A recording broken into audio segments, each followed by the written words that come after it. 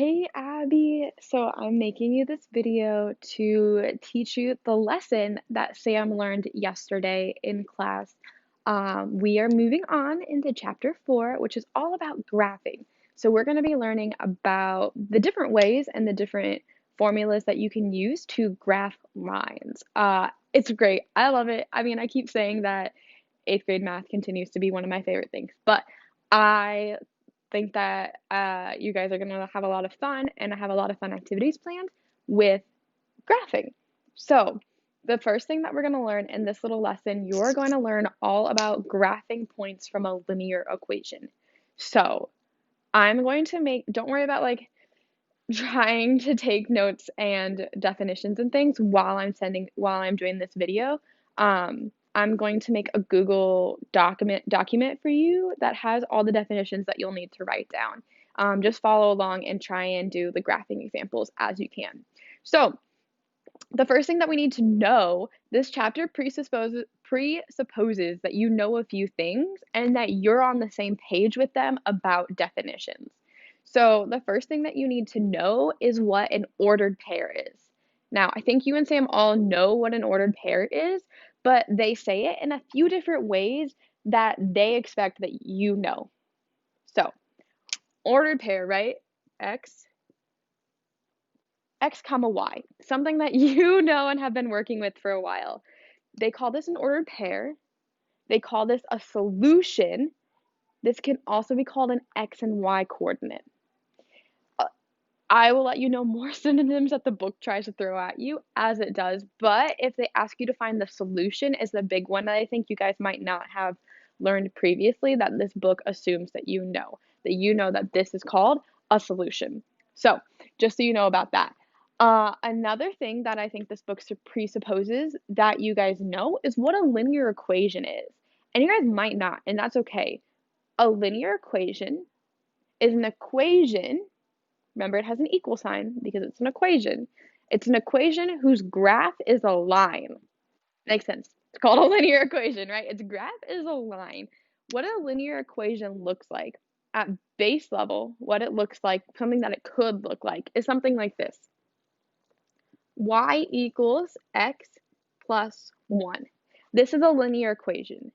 Now, for it to be a linear equation, yes, its graph has to be a line, but also it has to be set equal to y.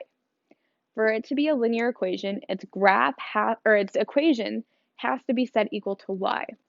So if it's not equal to y, it's not a linear equation. Now though, you will be given equations that aren't set equal to y, that you will have to solve for y to then be able to graph, and we'll talk about those examples in a little bit. But how do you graph y equals x plus 1? The first thing that you can do, that you will do, is you're going to make a chart. So you're going to make a chart enough for you to put about, oh, I don't know, 3 or 4 slots in it. Excuse the roughness of my chart. Yours will look nice, a lot nicer on your lined paper. But what you'll have on your chart is you'll have an X spot, a Y spot, and then your last one will be your ordered pair. So from an equation that it gives you, if it's set up to y equals, you can find your ordered pair and solve. So what you do is you pick y points, or x points, excuse me. You pick x points because you see there's an x right here. So what you can do is you can take points for x on your graph, plug them in for x, and solve for y to then get your ordered pair. Let me say that again. You can pick points for x, plug it into the x on your equation, solve for y, and then from your x and y, you have your ordered pair.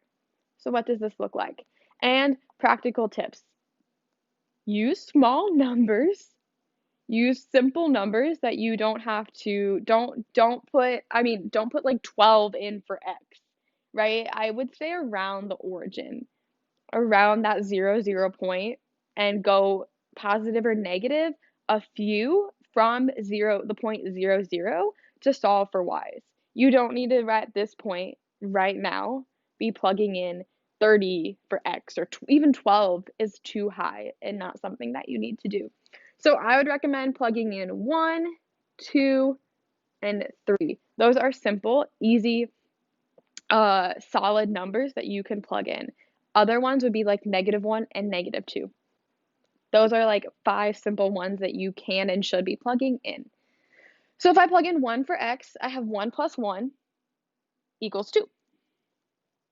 So my first ordered pair right here is 1, 2. If I plug in 2 for x, I have 2 plus 1 is 3. So I have 2, 3. And then if I plug in 3, I have 3 plus 1 gives me 4. I have 3, 4. Now, I said this is a line, so where can we go from here?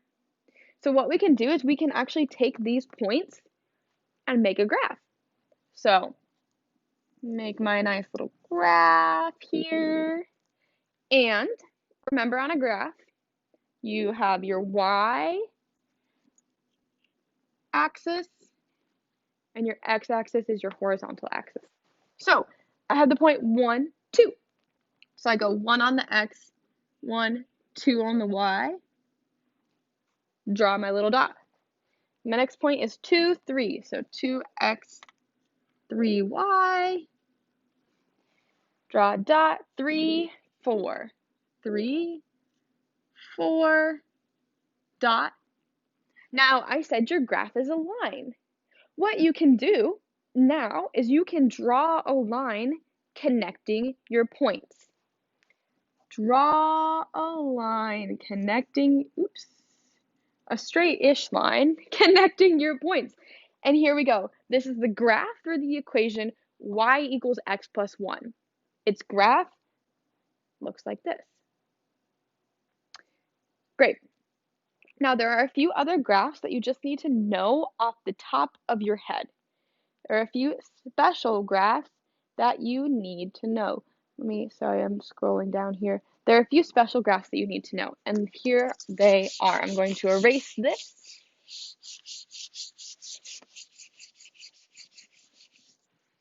There are a few special graphs. One of them is the horizontal line, the horizontal graph. So what it is for the equation y equals b. Y equals any number. If you don't have an x, that means your graph will never cross through the x-axis, and your line for your graph will be horizontal.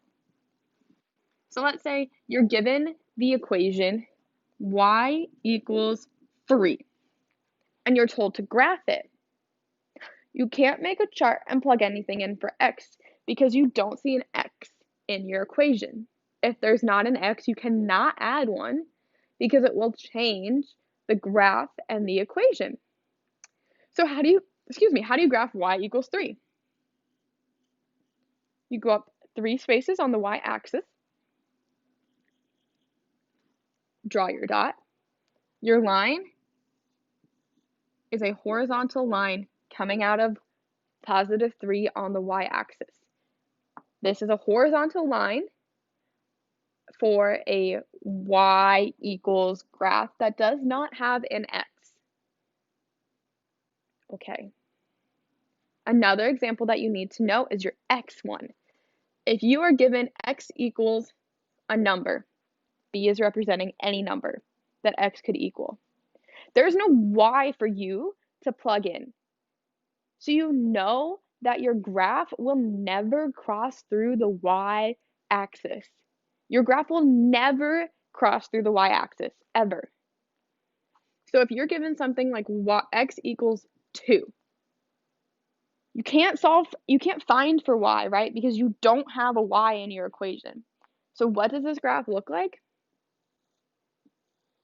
Go to 2 on the x-axis and draw your line up and down from the point x equals 2. Now, if you notice, this line will never cross through the y-axis. It is a vertical line that will never cross through the y-axis. But remember on our previous example, we had something like y equals x plus 1. You had an x and a y, and at some point your line will cross through both the x and the y axis, which we will talk about later. So the last thing that I want to do for you and show you is your book will ask you to solve, or to graph, excuse me. It'll ask you to graph an equation like this. It'll ask you to graph something like x plus 3y equals 15. And it'll ask you to graph this. Now remember I said to graph it had to be y equals. So what we have to do in something like this to be able to get our chart and to graph it is we have to solve this for y. So how do we solve for y? Right? We get y by itself. So what we do is we do 3y, right? We subtract x, 3y equals 15 minus x, right? You with me? We're just doing order of operations. Divide by 3, y equals 5 minus a third x. And then you can find points, plug them in for x, find what y equals, get your ordered pair, plot your ordered pair, draw your line. That's all that you're going to be working on in section 4.1 is finding your ordered pair, finding your coordinates, plotting your coordinates, and then drawing your line is what you'll be expected to do for 4.1. So have fun. I'm going to write in the comments what your homework and expectations are for that. So, yeah.